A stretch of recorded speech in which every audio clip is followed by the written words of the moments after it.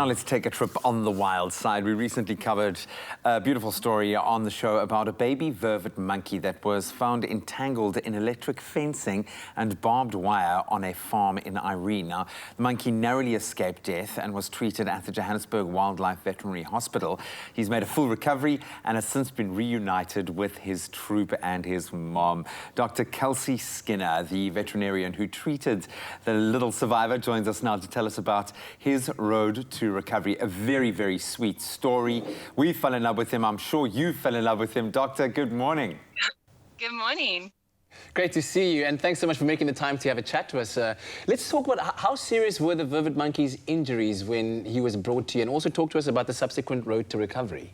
The little vervet monkey that we since dubbed Sparky, he came into us when a concerned family, they found him dangling from an electric fence by his left arm, rushed him through to the hospital.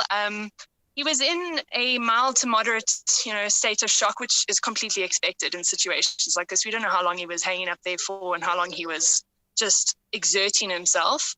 In terms of that, we immediately started treating his kind of shock symptoms, gave him a very nice light sedative to just calm the situation, because you can imagine he was disorientated, he was stressed out, he was really panicked, he was away from his family. In terms of physical injuries, he didn't have any open wounds, he didn't have fractures, he didn't have anything of the sorts. He was just mentally a bit disorientated, and we suspect that was from the shock.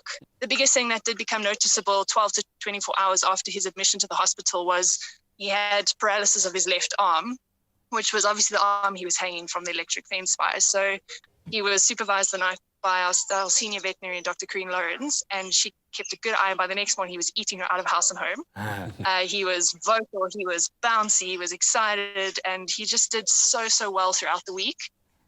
Became a lot more responsive. His pain was well under control. And yeah, actually by the end of the week, which we were so thoroughly excited about, is he started to get fine motor control of his hand again. So by the end of it, he was still a little bit limp, but he was able to pick up tiny little seeds and pieces of fruit and things and actually use his left hand. So we were quite happy to then assume that the paralysis was just a temporary paralysis and his arm just needed the time to heal. And we were really happy by the end of the week, he was definitely on a good road to recovery. And obviously well enough to return to his troop and his family, if you will. You were there at the release. What was that experience like? It's definitely going to be one that sticks in my memory banks. It was absolutely wonderful. We had some really helpful community members in the whole Irene area. We went through the morning, early in the morning, found the troop where they were sleeping, and basically a very simple thing is we put his enclosure, or the little cage he was in, close enough to the troop, and then just stepped well off, gave them all the space that they needed so that they weren't stressed about our presence. And immediately there was a female that came down from the trees and started vocalizing, and he would vocalize and she would listen and kind of vocalize back. And as much as you could see the rest of the troop was really nervous about us being there, she was just insistent on just etching closer and closer to him. And we were pretty convinced that that was Mom.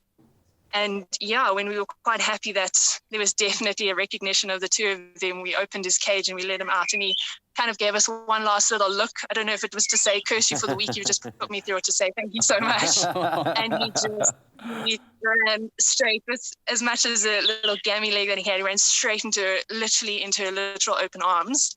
And it was just the most incredible thing. They just embraced like you would expect any human to do if they hadn't seen somebody and a loved one in a long time. It was incredible. It was really beautiful to see. That's absolutely beautiful. So emotional. That's beautiful, man. Yeah. That's absolutely beautiful. Now, I also understand, Dr. Skinner, that you at the veterinary, or the Johannesburg Wildlife Veterinary Hospital, that you treat indigenous animals free of charge. I mean, you make a great difference doing that. But tell us a bit more about that principle. So the hospital was basically, it was started up by some very proactive conservationists and rehabilitation professionals and veterinarians. And there's always this constant struggle with small indigenous wildlife. We know there's a lot of work that goes into larger wildlife and the conservation efforts and the rehab efforts into that. But the little small indigenous species are often it's not at all a matter of them being neglected. It's just a matter of people not knowing what to do, and even professionals not knowing how to treat them or kind of how to rehab them and look after them.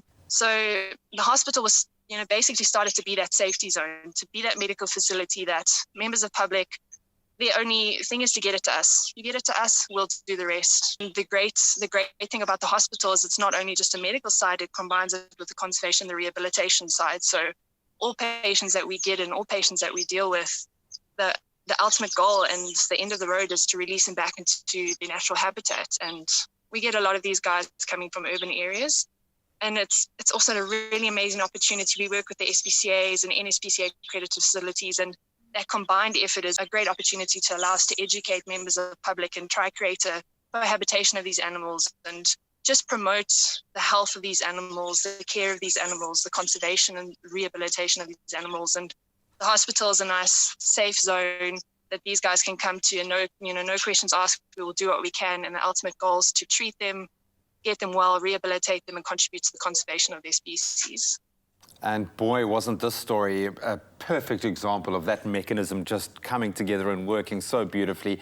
Oh, Doctor, on behalf of Sparky, a massive thank you to all of us who have become quite emotional hearing this beautiful story as well.